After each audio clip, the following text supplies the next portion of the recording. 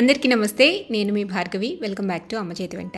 ఈ రోజు వీడియోలో దసరా నవరాత్రుల్లో 9వ రోజు అలాగే 10వ రోజు అమ్మవారికి చేసే నైవేద్యం రెసిపీస్ని చూపిస్తాను. ఈ దేవి నవరాత్రుల్లో అమ్మవారికి నైవేద్యంగా పెట్టే 10 రకాల ప్రసాదాలని షార్ట్ టైంలో త్వరగా చూపించండి అని చెప్పేసి నాకు కమెంట్స్ వచ్చాయి. సో ఈజీ పద్ధతిలో ఈ ప్రసాదాలన్నింటినీ కూడా రెండు రెసిపీస్ కింద డైలీ అప్లోడ్ చేస్తాను. చూసి ఇంట్లో ట్రై చేసి అమ్మవారికి నైవేద్యంగా పెట్టండి. 9వ రోజు సేమియా పాయసం, 10వ రోజు నువ్వులన్నం. మిగిలిన రెసిపీస్ లింక్స్ ని డిస్క్రిప్షన్ లో ఇస్తాను, అవి కూడా చెక్ చేయండి. ఫస్ట్ ఒక పావు కప్పు దాకా సగ్గు బియ్యాన్ని తీసుకుని ఒక బౌల్లోకి వేసుకుని నీళ్లు పోసి శుభ్రంగా కడిగి మళ్ళీ ఒక అరకప్పు దాకా నీళ్లు పోసి పక్కన ఒక 10 నిమిషాల పాటు వదిలేసేయండి. నెక్స్ట్ స్టవ్ మీద ప్యాన్ పెట్టుకుని అందులోకి 2 టేబుల్ స్పూన్ల దాకా నెయ్యి వేసుకోండి. నెయ్యి కరిగాక 2 టేబుల్ స్పూన్ల దాకా జీడిపప్పు పలుకులు వేసి కొంచెం దోరగా వేయించండి. తర్వాత ఒక టేబుల్ స్పూన్ దాకా కిస్మిస్ కూడా వేసేసి మాడిపోకుండా మంచిగా గోల్డెన్ షేడ్ వచ్చేంత వరకు దోరగా వేయించుకుని ఒక బౌల్లోకి తీసుకోండి. ఇప్పుడు ఒక 3/4 కప్పు దాకా సేమియాని కూడా నేతిలో వేసుకుని దోరగా వేయించుకోవాలి. ఇలా వేయించుకున్న సేమియాని వేరొక బౌల్లోకి తీసుకుని పక్కన పెట్టేసేయండి. ఇప్పుడు అదే ప్యాన్లోకి 1 కప్పు దాకా నీళ్లు వేసేసేయండి. అందులోనే మనం నానబెట్టుకున్న సగ్గు బియ్యాన్ని వాటర్తో సహా వేసేసేయండి.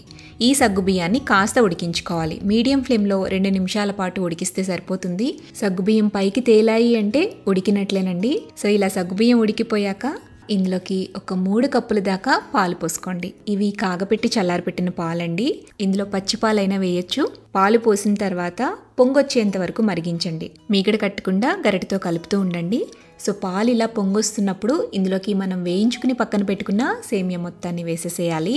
వేసి బాగా కలుపుతూ సేమియాని ఉడికించుకోవాలి. సో ఇలా సేమియాని ఉడికించేసుకున్న తర్వాత ఇందులోకి 3/4 కప్పు దాకా పంచదార వేసుకోండి. పంచదార వేసిన తర్వాత పూర్తిగా కరగనివ్వండి. మీడియం ఫ్లేమ్లోనే పెట్టి గరిటెతో కలుపుతూ పంచదారని కరగబెట్టేసేయండి. పంచదార పూర్తిగా కరిగిన తర్వాత ఒక 2 నిమిషాల పాటు ఉడికిస్తే ఈ పాయసం అనేది కాస్త చిక్కపడుతుంది అనమాట. పాయసం అనేది ఈ కన్సిస్టెన్సీలో ఉండాలి. ఇలా ఉడికించుకున్న తర్వాత ఇక ఇందులోకి 1/2 టీ స్పూన్ దాకా యాలకుల పొడి వేసుకోండి. కలిపేసుకుని చివరిగా ఇందులో మనం వేయించుకుని పక్కన పెట్టుకున్న జీడిపప్పు కిస్మిస్ని కూడా వేసేసి అంతా ఒకసారి కలిపి పక్కకు దించేసుకోండి. ఇలా పాయసాన్ని పక్కకు దించిన తర్వాత 1/2 కప్పు లేదా 3/4 కప్పు దాకా మరిగించిన పాలని ఇందులో వేసుకోవాలి. వేసి అంతా ఒకసారి బాగా కలపండి. ఇలా స్టవ్ ఆపిన తర్వాత చివరిలో గనక పాలు యాడ్ చేస్తే చల్లారినా కూడా పాయసం అనేది చిక్కపడదు, అలాగే గట్టిపడదు. అంతేనండి, పాయసం అంటే ఇలా ఉండాలి అన్నట్టుగా ఉంటుంది. టేస్ట్ అయినా టెక్స్చర్ అయినా పర్ఫెక్ట్ అనమాట. నువ్వులన్నం చేసుకోవడానికి ముందు ప్యాన్లోకి ఒక 4 ఎండుమిరపకాయలు వేసుకోండి. అలాగే ఒక రెమ్మ కరివేపాకు కూడా వేసేసుకుని డ్రై రోస్ట్ చేసుకోవాలి.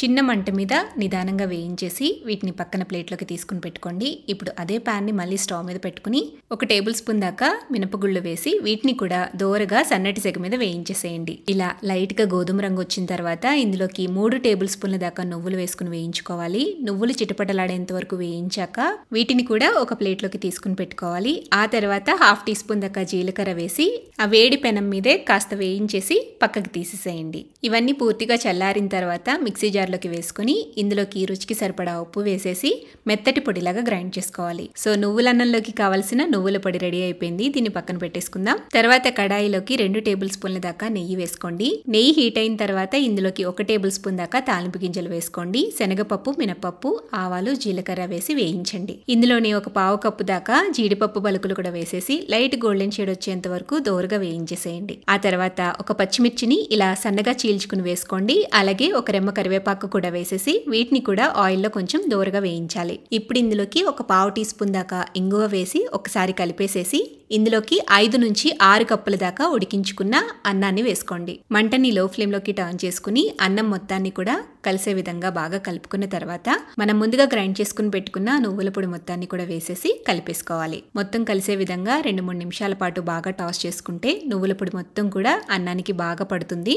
ఇప్పుడు స్టవ్ ఆపి పక్కకు దించేసుకుని అమ్మవారికి నైవేద్యంగా పెట్టేసేయచ్చు. అంతేనండి, నువ్వులన్నం చేసుకోవడం చాలా సులువు.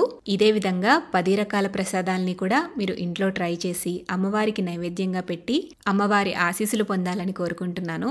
సో నైవేద్యం రెసిపీస్ కనుక మీకు నచ్చినట్లయితే తప్పకుండా లైక్ చేయండి. ట్రై చేసి టేస్ట్ చేశాక మీ ఫీడ్బ్యాక్ని నాతో షేర్ చేయడం మర్చిపోవద్దు. ఈ రెసిపీస్ని మీ ఫ్రెండ్స్తో, రిలేటివ్స్తో కూడా షేర్ చేయండి. మరెన్నో టేస్టీ అండ్ సింపుల్ రెసిపీస్ కోసం అమ్మ చేతి వంట ఛానల్ని సబ్స్క్రైబ్ చేయండి.